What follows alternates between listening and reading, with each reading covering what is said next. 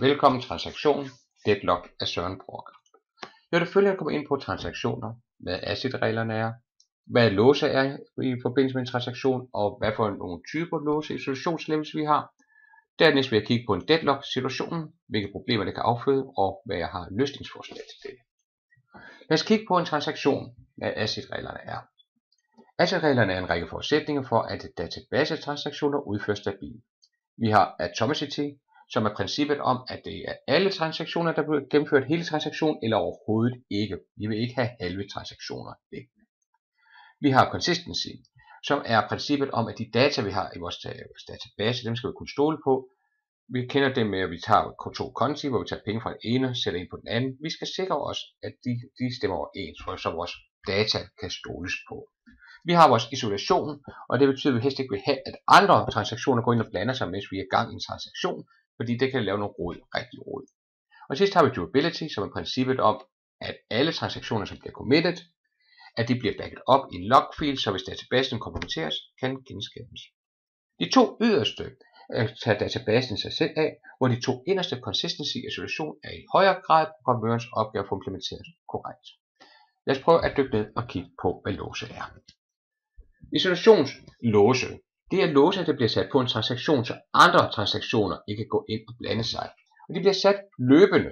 Det betyder, at når vi begynder en transaktion, så først når vi når ned i række 1, bliver der sat en lås på den her række. De andre er stadigvæk tilgængelige, indtil transaktionen når derned til, så bliver det næste række også låst, og det sidste sætter den sådan en lås på. Så det bliver løbende sat en transaktion, som de arbejder sig fremad, og bliver først frigivet alle sammen, når de når ned til commit transaktion. Disse låse kan så have forskellige sværhedsgrader. Det kalder vi isolationslevels. Vi har 4, vi arbejder med. Hvor den første read uncommitted, faktisk er der overhovedet ikke nogen låse. Alle kan gå ind og læse og skrive, mens vi er i gang i vores transaktion. Det er ikke særlig godt. Den anden vi har, det er read committed. Det betyder, at hvis vi opdaterer en række i vores transaktion, kan andre ikke tilgå den. De kan hverken læse eller skrive til. Den næste, lidt tungere fyr, repeatable read, gør, at hvis vi læser eller skriver til en række, så låser vi andre transaktioner ud. Det vil sige, at hvis vi laver en query forespørgsel ind i vores transaktion, så låser vi de andre fra at kunne arbejde med. Og den tungeste vi har er serializable, og det betyder, at hvis vi læser eller skriver i vores transaktion, så er det hele tabellen, der bliver låst, og ikke kun rækken. Den vi arbejder med, som er standard for MS SQL, er read committed. Og selve låsene er netop det, som gør, at vi kan nå ind i det, der hedder en deadlock situation. En deadlock-situation består, når to transaktioner blokerer hinanden.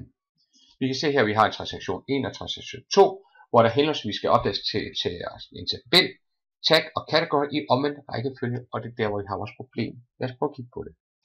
Vi begynder vores transaktioner simultant. Vi går ind og i den ene transaktion og opdaterer tabel tag, så vi sætter en lås på, der først bliver frigivet, når vi committer. Og transaktion 2 går vi altså ind og opdaterer category-tabellen, hvor der bliver sat lås på det. Over i transaktion 1 vil nu gerne ned og opdatere category-tabellen, men den er jo låst. Over i transaktion 2, så det var jo fint vente på, at den frigiver den. I mellemtiden går transaktion 2 ned og opdaterer på tag-tabellen, og nu står de her to og venter på hinanden. Det er vores deadlock. Efter et stykke tid finder databasen dog ud af, at der er noget galt, og laver en timeout på den ene af transaktionerne, hvormed at låsene bliver frigivet, og vi får en error-besked smidt i hovedet. Og den anden transaktion, ja, den kan nu få sin lås selv sat på og commit sig. Det vil sige, at vi mister den ene transaktion og får ordnet den anden og får en error message. Problemet er jo egentlig løst, kunne man roligt sige, men det er det faktisk ikke alligevel. Fordi der er det, at alle vores transaktioner, der kunne være en frygtelig masse transaktioner, der skulle udføres, og vi mister en masse arbejde bare på grund af en deadlock.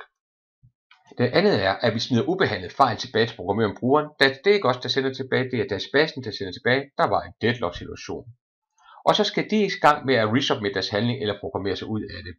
Og det gør, hvor databases troværdighed, den kompromitteres. Der er ikke særlig meget tillid til systemet, der siger, hey, her er en fejl, find lige ud af det selv, eller klik igen. Ikke?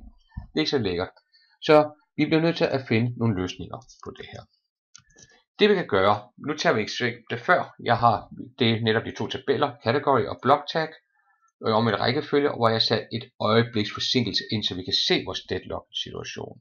Jeg starter nu begge transaktioner og venter på vores timeout, Og vi ser følgende, den ene blev kørt igennem som det andet, og den anden til gengæld, der får vi message, at den bliver rollback, og den giver os det forslag, at vi kan rerun the transaction. Det kan vi så implementere selv i vores transaktion på følgende måde. Vi laver et start point, et label, som altid kan gå til igen, og så laver vi en try catch på det her. Kroppen er stadigvæk det samme, hvor vi opdaterer om et rækkefølge i de to transaktioner. Og hernede, når vi fanger fejlen, så kan vi sige, hvis det er fejl 1205, det er en deadlock error number, så kan vi sige, vent lige et øjeblik, vi giver maskinen med en chance for at lige trække vejret, og så siger vi start forfra. Nu beder vi transaktionerne selv om at tage sig af fejlen, og vi ser nu følgende, hvad der sker. Venter lige et øjeblik, og vi kan se, den ene kørte igennem, og den anden, der fik vi en fejlmeddelelse, vi skrev at den startede forfra, og vi nu fik det gennemført alligevel.